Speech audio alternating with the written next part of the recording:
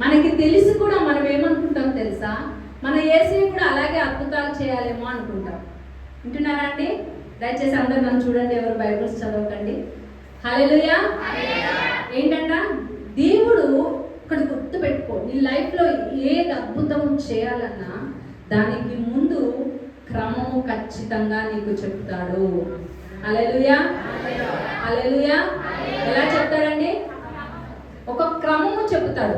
ఇక్కడ యెరికో పట్టణమును జయించడానికి ఇశ్రాయేలు ప్రజలకు ఏం చెప్పాడు? ఒక క్రమము చెప్పాడు. ఏమని? మీరు 6 రోజులు యెరికో చుట్టూ రోజుకి 1 మారు తిరగండి. ఎలా తిరగమన్నాడు? ఫస్ట్ యుద్ధ సన్నద్ధులు ఏమన్నాడు? ఏమన్నాడు? యుద్ధ సన్నద్ధులు అవ్వండి అన్నాడు. తర్వాత ఏమన్నాడు? మందసముని మోసుకునేవారు ఉండండి, బూరలు పట్టుకొని ఊదని. అంటే అక్కడ అంతా ఒక క్రమము నేర్పిస్తుంది. నీ జీవితంలో చాలా మంది అడుగుతుంటారు, అయ్యా మా జీవితంలో ఎందుకు అద్భుతం జరగట్లేదు, మా జీవితంలో ఎందుకు ఈ కార్యము జరగట్లేదు, ఎందుకు ఈ సమస్య జరగట్లేదు అంటే, దేవుడు చెప్పినట్టుగా నువ్వు తిరగట్లేదు. దేవుడు చెప్పినట్టుగా మానేసి నీ ఇష్టానుసారంగా తిరుగుతున్నావు కాబట్టి అక్కడ అద్భుతము జరగట్లేదు. దేవుడు ఒక క్రమము చెప్తాడు నీ జీవితంలో, ప్రతి విషయంలో.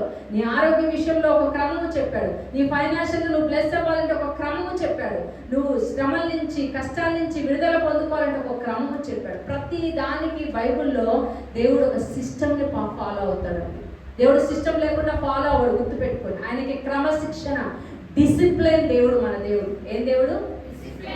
ఆయన డిసిప్లిన్ కలిగి ఉంటాడు, ఆయన క్రమశిక్షణ కలిగి ఉంటాడు. అందుకే ఇశ్రాయేలు ప్రజలకి, తన ప్రజలకి ఆ డిసిప్లిన్, ఆ క్రమశిక్షణ నేర్పించాలని తను చెప్తున్నాడు. 6 దినములు మీరు రోజుకి 1 మారు ఏం చేయాలి?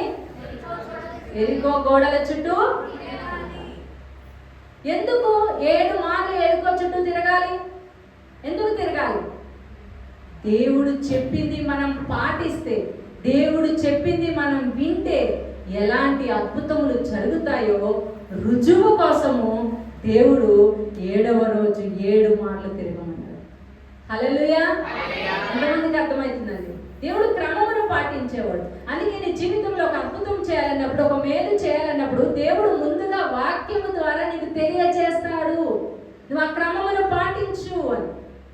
ఇశ్రాయేలు ప్రజలకు ఏం చెప్పాడు? అప్పుడు చెప్పాడా లేదా? యుద్ధ ఏమండి, యుద్ధ సన్నద్ధులు అవ్వడం అంటే ఏమేమి వేసుకోవాలి? శిరస్నానం పెట్టుకోవాలి, కత్తి పట్టుకోవాలి, డాలు పట్టుకోవాలి, అవునా? అన్ని పట్టుకోవాలవుతా. యుద్ధ ఉపకరణాలన్నీ ధరించాలి. రోజు ధరించి ఏం చేస్తారు? ఒక చుట్టూ తిరిగి మళ్ళీ వెళ్ళిపోతారు. మిమ్మల్ని అందరినీ అలా చేయమంటే ఏం చేస్తారు మీరు? ఫస్ట్ రోజు అయితే ఊపుగా వస్తారు. ఎలా వస్తారు? ఫస్ట్ రోజు జోష్. ఇక మా సిద్ధు, అంశు ఇలాంటి పిల్లలైతే కత్తిస్తున్నారు, డాల్ ఇస్తున్నారు, ఈరోజు యుద్ధం చేసేదే, ఈరోజు పరిగెత్తేదే అని చెప్పేసి ఏంటి హుషారుగా వస్తారు కదా. జోషే జోష్. వాళ్ళ మమ్మీ డాడీ వాళ్ళు టైం అయిపోతుందని ఒకప్పుడు అడగాల్సి వచ్చింది, ఇప్పుడు అలా కదా, మమ్మీ నువ్వు వెళ్ళగరా, నేను ముందెళ్తాను, నేను ఇలా యుద్ధం చేయడానికి నేను ఎక్కడ నిలబడాలి? ఫస్ట్ రోలో నిలబడాలి. ఫస్ట్ రోజు తిరిగారు, ఏమీ లేదు. పాస్టర్ చెప్పడే యుద్ధం చేయమని, ప్రవక్త చెప్పట్లేదే. సర్లే 2వ రోజు చేస్తామేమో, యుద్ధ ఉపకరణాలు ధరించుకున్నాం. మళ్ళీ 2వ రోజు ఏమైంది అంటే, ఒకటి గుర్తుపెట్టుకో, నీ జీవితంలో ఒక బలమైన అద్భుతం చేయడానికి దేవుడు ఆత్మలో అక్కడ కార్యము జరిగిస్తున్నాడు. అది అందరికీ తెలియదు. నీకు విధేయత నేర్పిస్తున్నాడు. దేవుడు చెప్పినట్టుగా నడిస్తే నీ జీవితంలో ఉన్న యెరికో గోడలు ఎలాగ కూలిపోతాయో దేవుడు నేర్పిస్తున్నాడు ఇక్కడ ఇశ్రాయేలు ప్రజలకి. 6 రోజులు తిరిగారండి. ఎన్ని రోజులు? ఆ యెరికో పట్టణంలో ఉన్న వారిని చూసి, వీరేంట్రా మన యెరికో చుట్టూ తిరిగి వెళ్ళిపోతున్నారు, యెరికో చుట్టూ తిరిగి వెళ్ళిపోతున్నారు అని ఎవరు అనుకుంటున్నారు? శత్రువులు అనుకుంటున్నారు. ఈరోజు శత్రువులు కూడా వినిపించడానికనే చూస్తున్నారు. ఈరోజు నీ శత్రువులు కూడా నీ బంధువులు కావచ్చు. వీడొక పిచ్చివాడు, వీడొక వెర్రివాడు, వీడొక తెలివిలేనివాడుగా నిన్ను చూస్తున్నారేమో. కానీ శక్తి బయలుపడే దినం వస్తుంది. ఆ దేవుడు హెచ్చించబడతాడు. ఆ దేవుడి మహిమ కనబడే రోజు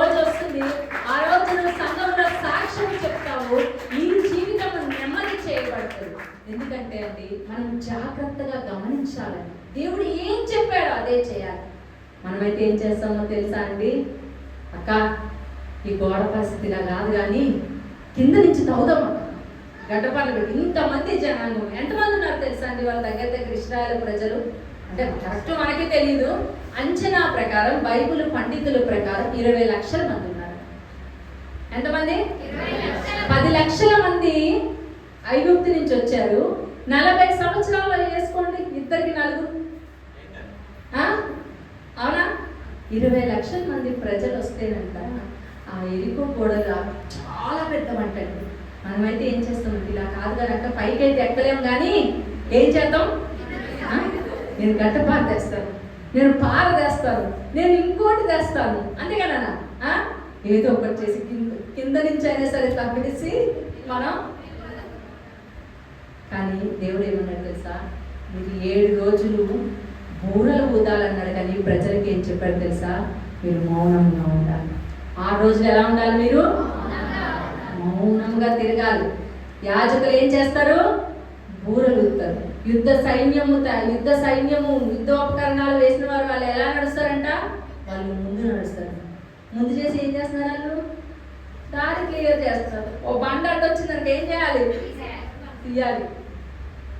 యుద్ధానికి అని పిలిచి రోజు వేసుకోవాలా? వేసుకోవద్దా? రోజు వేసుకోవాలి. రోజు యుద్ధానికి రెడీ కావాలి. నేను అనుకుంటాను రకాలకి ఏం పని లేదు. రోజు ప్రేయర్ అంటారు, వారానికో ప్రేయర్ అంటారు, నెలకో ప్రేయర్ అంటారు. తెలియదు మనకి. అక్కడ వారిని కూడా వారు అనుకోలేదు. వారు దేవుని శక్తిని ఎరిగిన వారు కనుక దేవుడు ఇది చేయమన్నాడంటే, ఈ ప్రార్థనకి అటెండ్ అవ్వమన్నాడంటే, ఈ సంఘానికి వెళ్ళమన్నాడంటే, ఈ ప్రేయర్ దైవ సేవకులు పెట్టారంటే తప్పకుండా నా జీవితంలో ఏదో ఎరికో గోడ కూలిపోతుంది అని దాన్ని అది జ్ఞానం. ఇంకొక తమాషా మాట చెప్పిన, ఒక సండే స్కూల్లో అంట హల్లెలూయా, ఒక సండే స్కూల్ నడుపుతున్నారు, ఒక సంఘం నడుపుతున్నారు. అక్కడంట పిల్లలందరూ మరి దేవుని ఆరాధిస్తున్నారు, చక్కగా పాటలు నడుస్తున్నాయి, అన్నీ నడుస్తున్నాయి. ఆ ముందు రోజు వర్షాకాలం, అది ఆ ముందు రోజు అంట ఆ చర్చి పహారీ గోడ ఏమైందంటే వర్షానికి కూలిపోవాడి. మనం చిన్నప్పటి నుంచి చూస్తున్న ప్రహరీ గోడలు కొంచెం పాతమైనప్పుడు బలంగా లేనప్పుడు చిన్న కూలిపోయినప్పుడు వాళ్ళు అయితే ఇవేం చేశారంటే వారి పైన ఉన్న పాస్టర్ గారికి సంస్థలు ఉంటాయి కదా, పైన ఉన్న వారికి పిలిచారు. ఆయన అనుకున్నారంట, సరే మీరు ఒకవేళ విశ్వాసంతో ఉంటే గనక ఏంటి ఈ సంఘముని చూద్దాము, ఈ సంఘమును సంఘ బిడ్డల్ని అందులో వాళ్ళని చూద్దాము, మనము పరీక్షిద్దాము అని చెప్పేసి ఒక అతను వచ్చారంట. ఓకే, ఏం చేద్దామని వచ్చాడు? వీరికి సహాయము చేద్దామని వచ్చారంట. వచ్చిన తర్వాత వాళ్ళు ఆయన అడిగారంటే ఎరికో గోడల్ని ఎవరు కూల్చేశారు అని అడిగారంట. ఏంటి? ఎరికో గోడల్ని. ఒకడికి భయం వేసేసి, పాస్టర్ గారు ఒట్టండి, నేను అటు వెళ్ళలేదు,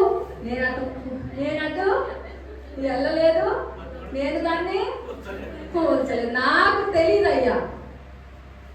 పక్కనోడికి ఇంకా భయం వేసినాడు. అయ్యా నేను పొద్దున సండే చర్చికి రాలేదు, అసలు నేను అసలు ఊర్లోనేనండి, నేను ఊర్లోనే లేను అని ఎవరు చెప్పారు? సరే పిల్లలంటే ఏదో తప్పు చెప్పారు అనుకుందాం. ఈ లోపల కంగారు మనిషి, కొంతమంది కంగారు మనుషులు ఉంటారు, కంగారు ఆగదు కదా, వచ్చేసి అయ్యా అది తెలియదయ్యా, ఎవరు కూర్చారో, తెలిస్తే మీరు నాకు చెప్పకుండా ఉంటామా?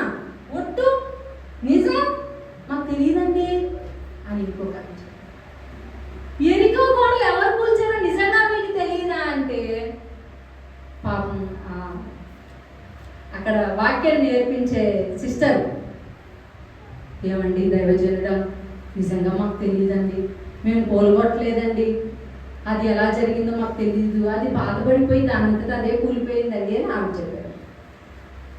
అయితే హల్లెలూయా అని చెప్పి ఆయన ఏం చేశారంటే సంతోషంతో వచ్చారు సాయం చేద్దామని.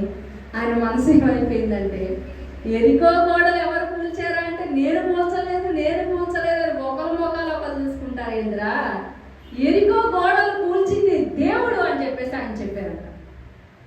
ఏంటి అలా అప్పుడేమనుకున్నాంట, అయ్యో దేవుడిని అంటున్నారా, ఈయన వచ్చిందైతే నిజమైన ప్రవక్త కాదురా, ఈయన అబద్ధ ప్రవక్తరా అని వారి చెవులు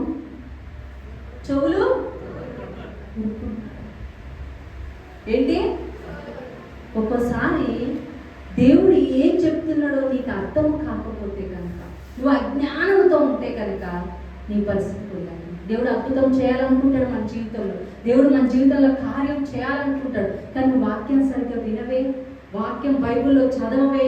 ఇది చదవకపోవడం వల్ల ఆ ఎరికో యొక్క పట్టణము గురించి అక్కడ ఉన్న బిడ్డలకి తెలియకపోవడం వల్ల ఒక ప్రవక్త చేత ఆశీర్వదింపబడవలసిన వారు సహాయం చేద్దామని వచ్చిన వ్యక్తి చేత మీరు ఏమనుకున్నారు? అతని ముందు ఎలా కనబడుతున్నారు? అవివేకముతో, అజ్ఞానం చేత కనబడుతున్నారు. ఎందుకు సంఘంలో నిద్రపోవద్దు అంటారు? ఎందుకు సంఘంలో ఊరికే బయటికి లోపలికి తిరగొద్దు అంటారు? ఎందుకు ఊరికే దైవ సేవకులు కోపం తెచ్చుకుంటారు అంటే, ఆ ఎరికో జ్ఞానం నువ్వు కోల్పోతే గనక రేపొద్దున దేవుడి నుంచి వచ్చే సహాయం నువ్వు కోల్పోతావు. ఈ వాక్యం నువ్వు వినకపోతే గనక ఆదివారం రోజు దేవుడు నిన్ను ఆశీర్వదిద్దామని ఆశతో వచ్చిన దేవుడు ఆశీర్వాదాన్ని నువ్వు పొందుకోకున్నావు.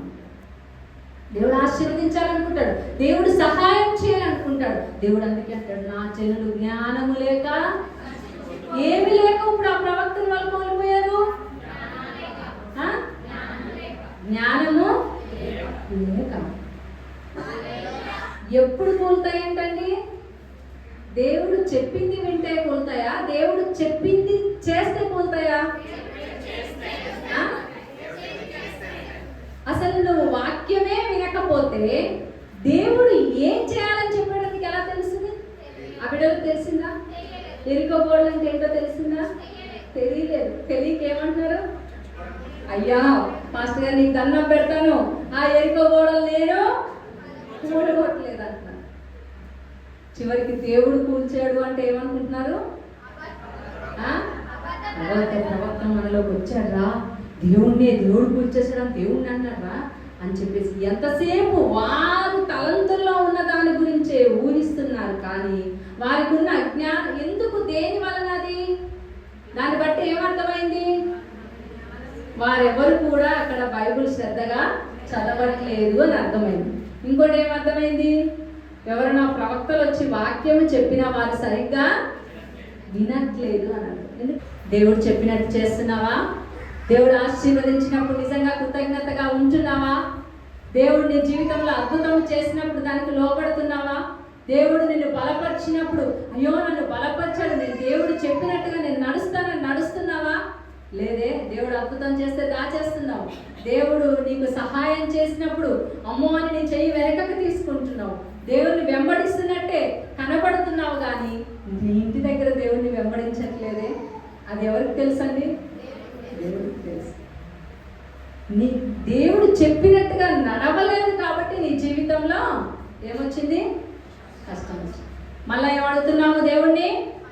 ఎందుకు ఈ కష్టం వచ్చింది? దేవుడు చెప్పినట్టుగా వాళ్ళంట 7వ రోజు ఏం చేశారంట? సేమ్ దేవుడు చెప్పినట్టుగా.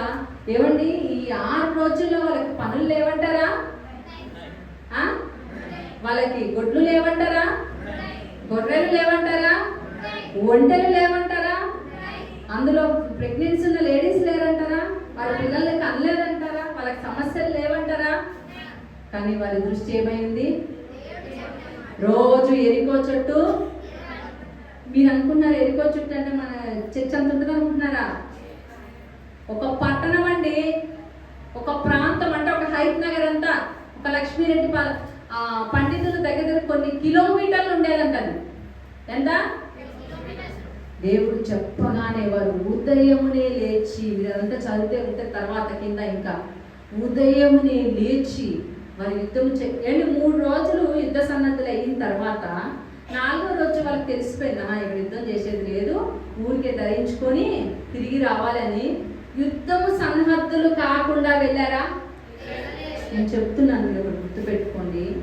నిజముగా గనక వారు అలా వెళ్ళుంటే అర్థమవుతుందా? ఎరికో చేతులకి ఇశ్రాయేలు ప్రజలు దేవుడు అప్పచెప్పేసాడు, కంపల్సరీ అప్పచెప్పేసాడు. ఎందుకు?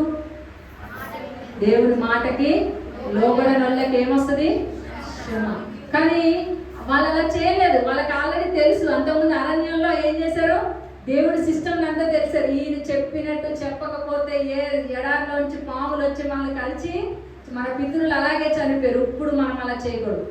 యుద్ధము జరిగినా జరగకపోయినా దేవుడు యుద్ధ సన్నద్ధులై అవమన్నాడు కాబట్టి పొద్దున్న లెగడము, తయారవడము, యుద్ధ సన్నద్ధులు అవడము, తిరగడము, పొద్దున్న లెగడము, యుద్ధ సన్నద్ధులు అవడం, తయారవడం, తిరగడం. 20 లక్షల మంది దాని చుట్టూ తిరిగారంటే ఒకసారి ఆలోచించండి. ఒక యాగముగా, ఒక దీక్షగా, ఒక పట్టుదలతో, ఒక క్రమశిక్షణతో, ఒక డిసిప్లైన్తో దేవుడు అన్నాడు 6 రోజులు జనులు మౌనంగా ఉండాలి. కేవలం యాజకులే బూరలు ఊదాలంటే 6 రోజులు ప్రజలు మౌనంగా ఉండాలి. 7వ రోజు మీరు కేకలు వేయుడి, అప్పుడు మీకు జరుగుతుందంటే 7వ రోజు ఏం చేశారు? కేకలు గట్టిగా కేకలు వేసేసరికి ఎరికో గోడలు కూలిపోయాయి. హల్లెలూయా, హల్లెలూయా.